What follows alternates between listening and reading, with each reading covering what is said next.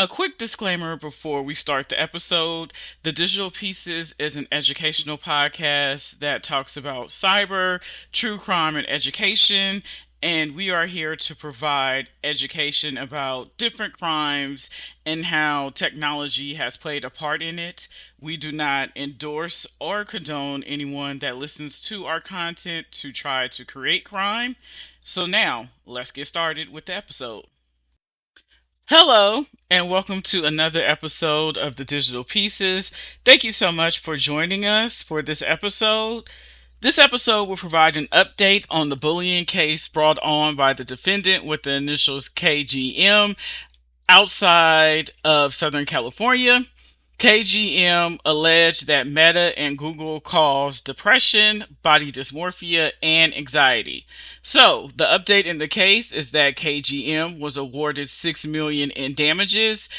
Half of that, or $3 million, included punitive damages. And the split is 70% is to be paid by Meta, the parent company of Instagram and Facebook, and 30% by Google, which operates YouTube. Now, to give a bit of background, because we talked about this case in our previous episode, was how this started for KGM. They began watching YouTube at 6 years old, which their lawyers described as the gateway. This was the gateway for them to start feeling the emotions of depression, body dysmorphia, and anxiety. Next, when they were 9 years old, they joined Instagram. And by the time they were in their teens, Instagram became an obsession with such symptoms as isolating from friends and staying up late. Now, the lawyers for Meta and YouTube were like, well, if you felt so strongly, why didn't you quit the apps? And it was because KGM said they couldn't put their phone down, even as they were being bullied online, even as when they were looking and using Instagram beauty filters where they felt fat and unattractive. They were like, hey, these apps are such an obsession, I cannot put it down, even though it is harming my mental health. So, after the verdict, spokespeople for Meta and Google said they are going to appeal the verdict, with Meta stating that teen mental health is a complex issue and cannot be tied to a single app, while the Google spokesperson stated that, hey, there was misunderstandings with this case because YouTube is not a social media app. We're a streaming platform. So we're not a social media app. We should not have been included in this case because that's not what we do. Now, KGM's case is not unique.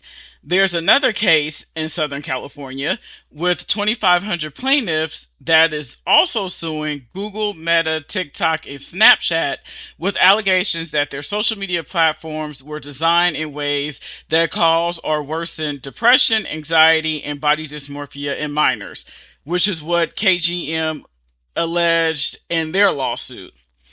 Also, it should be noted, and this was mentioned in the previous episode, that in KGM's lawsuit, TikTok and Snapchat were listed, but these social media platforms settled with KGM before her trial started. They were like, hey, yeah, we see the harm. Let's just settle out of court. Remove us from your case, which is what happened. However, with this new case with the 2,500 plaintiffs, TikTok and Snapchat are still listed. They have not been removed from that case.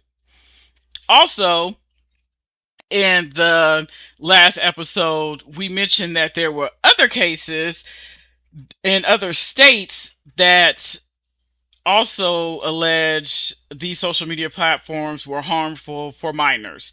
One such case was in New Mexico, where they sued Meta for violating consumer protection laws by enabling child sexual exploitation on Facebook, Instagram, and WhatsApp. And for those violations, New Mexico was awarded $375 million. And so in the articles that I read, it was like this is a much higher damage than what KGM received for 6 million. The state of New Mexico received 375 million, which is significantly higher.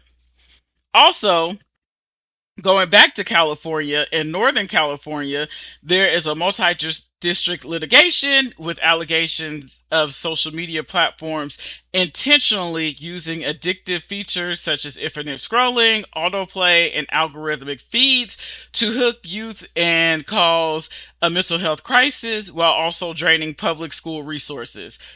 The last bit, draining public school resources, is important because this litigation comprises of nearly 800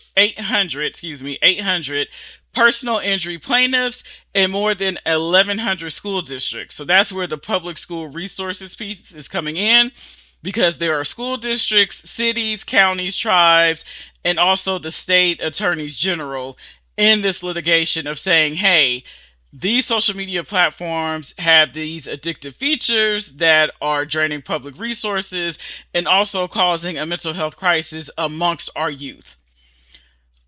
Also, outside of the United States, this issue of social media and youth is also a problem. And in the previous episode, we mentioned how in France they were creating a law to bans social media for students under the age of 15. And we have an update with that law passed. So France was the first European Union country to ban social media for students under 15. So, as we posed in the last episode, the question in our last episode, we're going to pose it again. Is social media a pastime? Is it a pastime or is it an addiction? You be the judge. We would love to hear your comments. We would love to hear from you in our comments. So please sound off. Thank you and have a good day.